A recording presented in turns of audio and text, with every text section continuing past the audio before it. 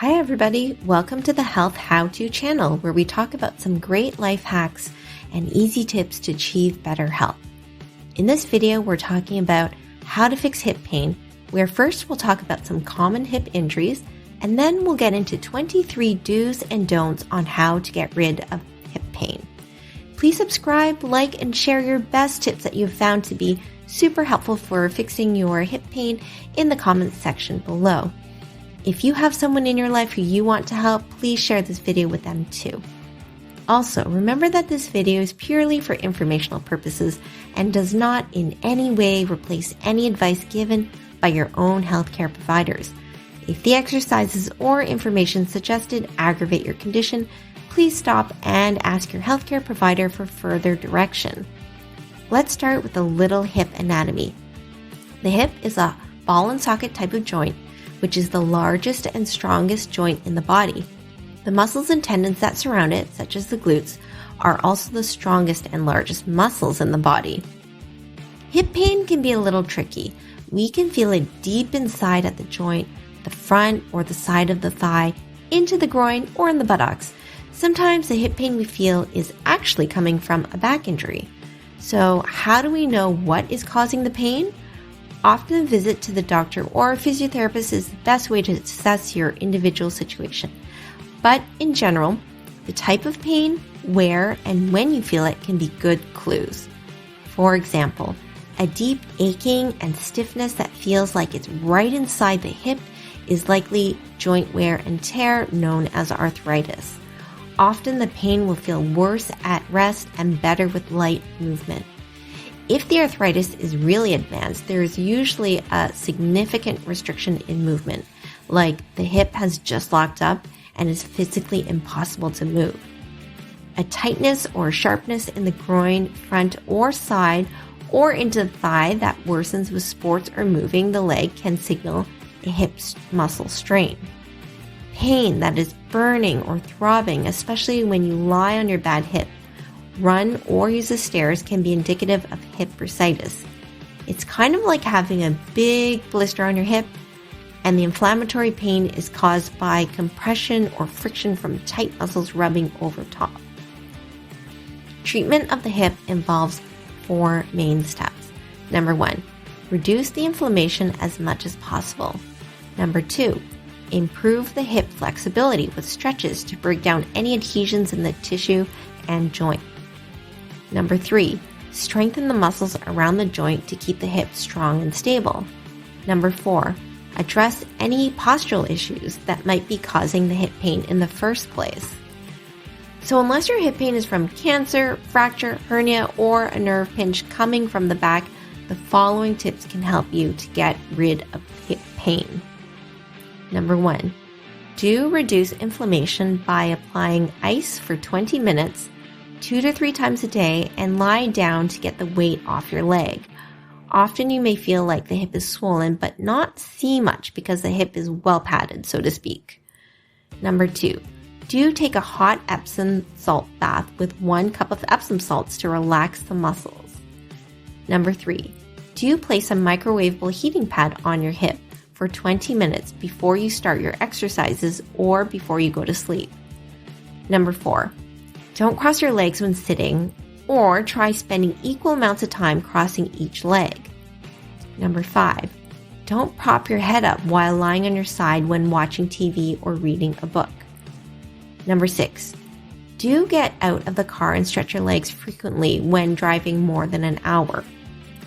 Number 7, don't always lean to one side when sitting or driving. One way to tell is if you are always resting the same elbow on the armrest of the couch, chair, or car. Number 8, don't sit for more than an hour at a time without getting up. Sitting for hours at a time makes your butt and abs weak and lead to back pain as well. Also, sitting forwards for long periods tends to pinch the front of the hip, while sitting backwards too long can put a lot of pressure on the sciatic nerve, which triggers severe radiating leg pain. Number 9, do you have a professional look at how your body alignment could affect your hips? What are we looking for? Number 1, leg length differences. Number 2, scoliosis, known as a curvature in the spine. Number 3, rotated, twisted, or tipped pelvis. Number 4, flat or highly arched feet. Number 5, knee alignment issues. Often custom orthotics or shoe inserts can partially solve some of these issues. Number 10, do a 5-minute warm-up before playing sports. Warming up will help to gradually increase your body temperature, increase the blood flow to the muscles, and reduce the risk of injury. Try jogging in place, jumping jacks, or biking. Number 11, do stretch the hip for 30 seconds, 2 to 3 times a day. Try bringing the knee to the chest, figure 4 stretch, quad stretch, or hip flexor stretch. Number 12, do use a foam roller for the side of your thigh, buttocks, quads, and calf for 5 minutes. Number 13, do use a tennis ball to roll out the side of your hip for 5 minutes. Number 14, do use a percussion massage gun to massage the hip.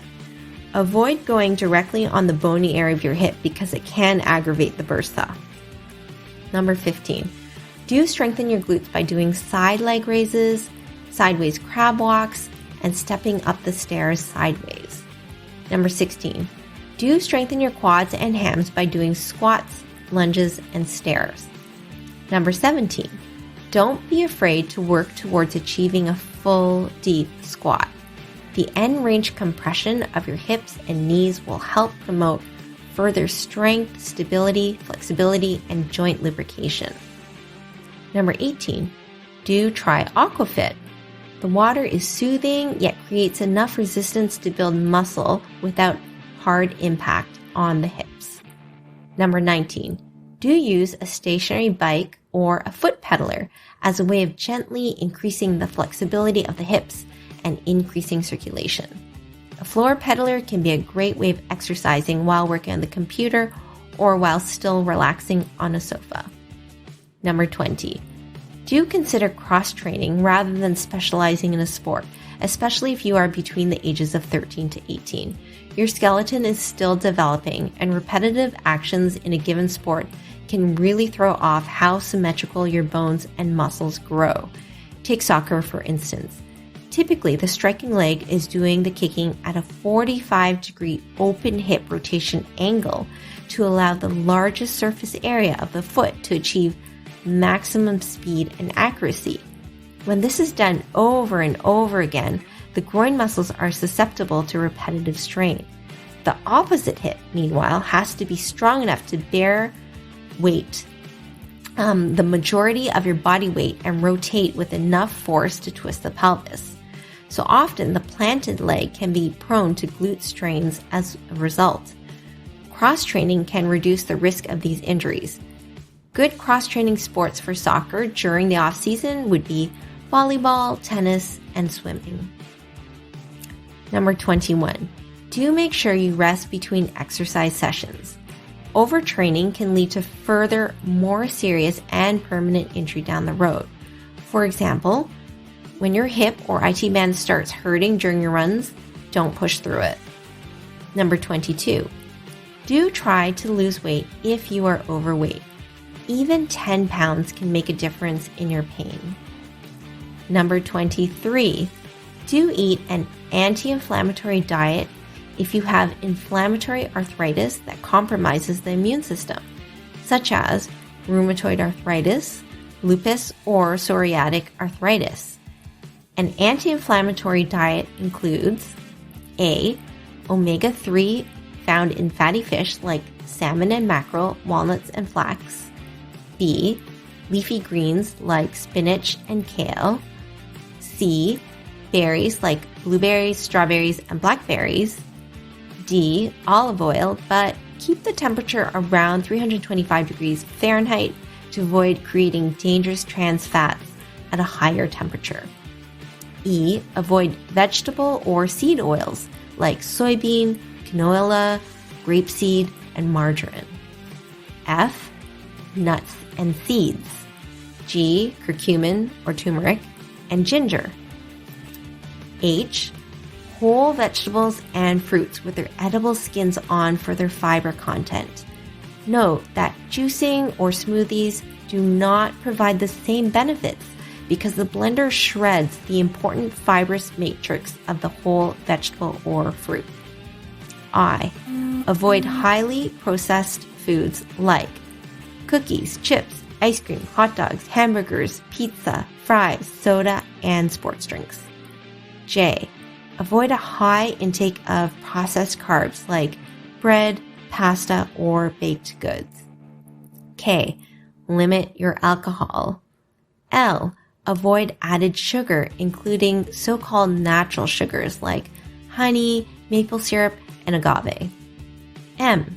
Consider limiting nightshade foods like tomatoes, eggplant, potatoes, and peppers, which some research has found to be inflammatory for some people.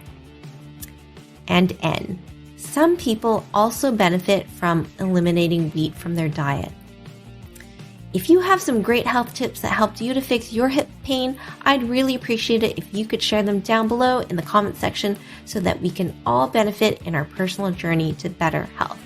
Please subscribe, like, and turn on notifications so you don't miss any health how-to videos where we talk about easy ways to improve your health.